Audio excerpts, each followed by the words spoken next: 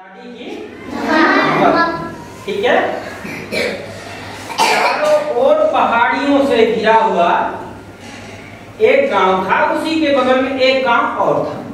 दोनों गांवों के बीच में परस्पर समन्वय था, मतलब आने जाने का व्यवहार था। एक दूसरे के घर लोग आते जाते थे, कभी सुख में दुख में एक दूसरे के घर आते जाते थे। मजे की बात है कि उसी पहाड़ के बगल में घना जंगल, बड़े बड़े पेड़ थे, साय की आवाज आती थी। कैसी आवाज आती थी?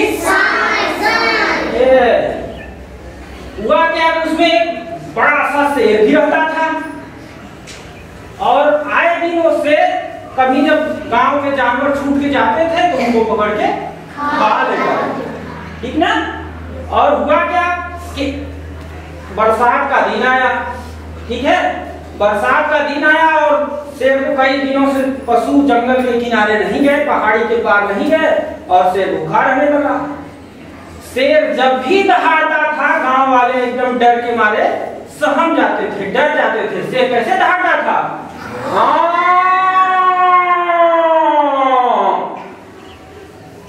शेर कैसे दहाड़ता था? जब शेर दहाड़ता था तो गांव वाले दुबक जाते थे, घर के दरवाजे खिड़कियां बंद कर देते थे, अपने पशुओं के गौशाला के दरवाजे बंद कर देते थे। लेकिन शेर तो भूखा था। नतीजा क्या हुआ कि शेर पहाड़ी पार करके गांव की तरफ चला आया। और संयोग देखो कि उसी दिन बगल वाले गांव के एक धोबी थे। धोबी जो कपड़ा धोने का काम करते हैं ना, और कपड़ा किसके लाद के ले आते हैं? गधे पर। देखे कि नहीं? तो गधे पर वो कपड़ा लाद के लाते हैं। और उस धोबी का नाम था मगरू। क्या नाम था? मगरू। धोबी का गधा भी भूल गया था, गुम हो गया था। चरने के लिए छोड़ते थे और गधा क्या हो गया था? गुम हो गया था। तो संयोग से मगरू धोबी भी अपने गधे को खोजने के लिए, खच्चर को खोजने के लिए निकले थे। और गांव आते आते शाम हो गई, शेर भी शाम के समय निकला हुआ था। दोनों लोग गए और एक घर था झोपड़ी वाला, ठीक है।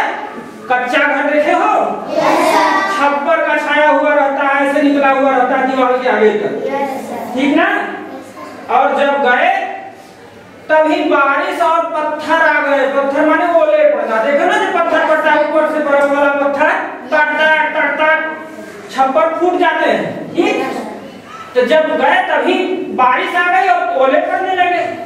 और जब ओले पड़ने लगे तो शेर क्या किया, वो बूढ़ी दादी का घर था और उसी छप्पर के किनारे ऐसे छुप करके खड़ा हो गया, ओले से बचने के लिए, पत्थर से बचने के लिए, पत्थर की मार न पड़े, ठीक है। और उधर से मगरू धोबी भी आए और वो एक छप्पर के किनारे वो भी छिप गए, अंधेरा हो चुका था, ठीक है। और दादी के घर में एक उनकी नतनी थी जो लगातार रोए जा रही थी। कैसे रो रही थी? रो रही थी, मान ही नहीं रही थी। दादी ने कई बार मनाया लेकिन वो मानी नहीं। तो उसने कहा, अरे चुप कर, चुप कर, नहीं अभी भेड़िया आ जाएगा।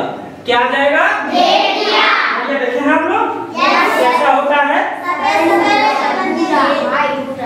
आपके जैसे कुत्ते होते हैं उसी से थोड़ा बड़ा होता है और खूंखार होता है, छोटे बच्चों को पकड़ लेता है, छोटे जानवरों को पकड़ लेता है ना। तो कहीं भेड़िया आ जाएगा। वो बच्ची चुप नहीं हुई, ठीक है। दादी को लगा कैसे चुप होगी। तो दादी ने कहा, वो जो पहाड़ी पर शेर बोलता है ना, कैसे बोलता है? भूल गए लगा है, कैसे बोलता है?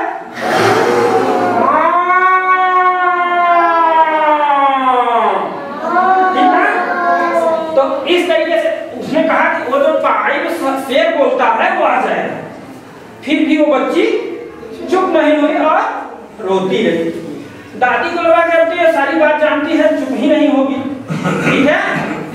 उसने कहा, अब से चुप कर जा, नहीं निश्चित तौर पे धमक आ जाएगा। कौन आ जाएगा? धमक आ जाएगा। बस चट दे, लड़की चुप हो गई। चुप हो गई। शेर सुन रहा था सारी बातों को, और धोबी जो थे मंगरू वो भी सुन रहे थे। दोनों को डर लगा, करे ये कौन सा जानवर है जो शेर के नाम से अभी बच्ची नहीं चुप हुई और धम्मक के नाम से चुप हो गई। कारण क्या है? ये बहुत खूंखार, बहुत खतरनाक जानवर होगा, तब तो उसके नाम से चुप हो गई। ये उधेड़ में दोनों सोच रहे थे कि अब यहाँ से भाग जाए। शेर भी सोच रहा था कि भाग जाए, नहीं तो हो सकता है मेरा सामना किससे हो जाए? धम्मक से हो जाए। इतने में बड़े तेज से बिजली चमकी, जब बिजली चमकी तो देखे हो थोड़ी रोशनी होती है, चमकता है, जैसे चमकता है। जब चमका तो देखा उसने कि अरे ये तो लग रहा है गदहवा खड़ा है हमारा यही, बस ऐसा करो कि तड़ से गदहवा के लेके भाग जाए, नहीं तो यहाँ दिक्कत है। बस वो आ देखा न तार मगरू धोबी ठाम से शेर के ऊपर बैठ गया। जब शेर के ऊपर बैठा, शेरवा सोचा कि बस बस वो धम्मक हमारे पीठ पे आ गया। लगा शेर भागने धम्मक से जान बचाने के लिए। अब लुथुर अब तो पहले खच्चर ऊपर बैठा था और शेर पे बैठा तो शेर झुक रहा था, उसे लगा आगे। और मगरू सोचे कि कुछ हो न हो, ये हवा है हमारा, 4 सोटा मारे उसको कस और तेज से भागने लगा। भागते गया, तब तक सुबह हो गई। क्या हो गई? सुबह हो गई। सुबह होने लगी तो उजाला होने लगा, तो मंगरू धोबी ने देखा कि अरे ये किस चीज पर हम बैठे हैं? बाप रे, उसका बालों देखा, घबरा गया। अरे ये किस चीज पर बैठे हैं? अब तो जान की आफत है। और डर के मारे शेर भी नहीं देख रहा है कि मेरे पीठ पर कौन है। उसको तो ये लग रहा था कि पैसा हिला के इसको धम्मक को ढकेल के जान बचा ले। समझ गए? इतने में एक बरगद का पेड़ था, बरगद के पेड़ से निकले रहते हैं बरोह, देखे हो? और मंगरू धोबी ने वह बरोह पकड़ करके बड़ा जोर से लटक के पेड़ पे चला गया।